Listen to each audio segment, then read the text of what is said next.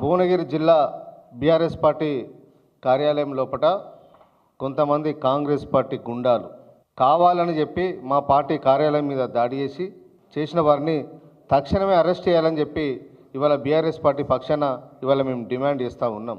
రేవంత్ రెడ్డి గారు ముఖ్యమంత్రి అయిన తర్వాత ఈ రాష్ట్రంలో లాండ్ ఆర్డర్ పూర్తిగా దెబ్బతిన్నది. ఇవాళ హోంశాఖను ముఖ్యమంత్రి గారు తన దగ్గర పెట్టుకున్నారు.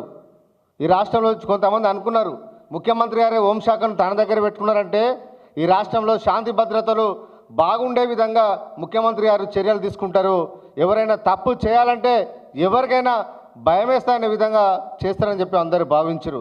కానీ వీళ్ళందుకు చాలా భిన్నంగా ఈ రాష్ట్రంలో శాంతి భద్రతలు లేకుండా పోతూ ఉన్నాయి. దానికి కారణం ముఖ్యమంత్రి గారి ప్రవర్తనే.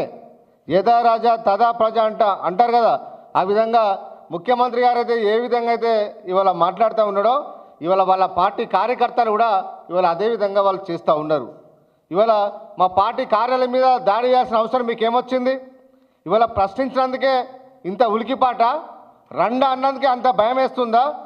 మీరు మాట్లాడితే ఏం లేదు కానీ మీరు మాట్లాడితేనే మీకు ఇబ్బంది అయిందా? ముఖ్యమంత్రి గారే ముఖ్యమంత్రి హోదాల్ని ఎన్నో మీటింగ్లలో మాట్లాడిండు, తొండలు లాగులలో అని చెప్పి ఎన్నోసార్లు రేవంత్ రెడ్డి గారు మాట్లాడారు. దానికి మేమేం చేయాలి చెప్పండి? మేమైనా ఏమంటావా? మీ పార్టీ కార్యాలయం మీద నాయకుల మీద చేయమంటావా? దాంట్లో ఏమంటావా? ఇదేనా మీరు నేర్పించే సంస్కృతి? రాష్ట్ర అధినేతగా మీరు నడిపి మీ విధానం ఇలాగే ఉంటుందా?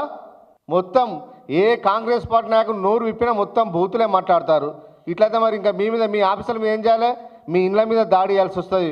జాగ్రత్త బిడ్డ అని చెప్పి ఇవాళ కాంగ్రెస్ పార్టీ కార్యకర్తలను ఇవాళ హెచ్చరిస్తూ ఉన్నాం. ఇవాళ కాంగ్రెస్ పార్టీ పిసిసి అధ్యక్షుడు మహేష్ కుమార్ గౌడ్ గారిని కోరుతూ ఉన్నాం, దయచేసి మీ కార్యకర్తలను అదుపులో పెట్టుకోండి, మంచి నేర్పండి. ఈ రకంగా చిల్లర వ్యవహారాలు చేస్తే మాత్రం బీఆర్ఎస్ పార్టీ కార్యకర్తలు చూస్తూ ఊరుకోరని చెప్పి ఇవాళ కాంగ్రెస్ పార్టీ నాయకులకు ఇవాళ మేము హెచ్చరిస్తూ ఉన్నాం.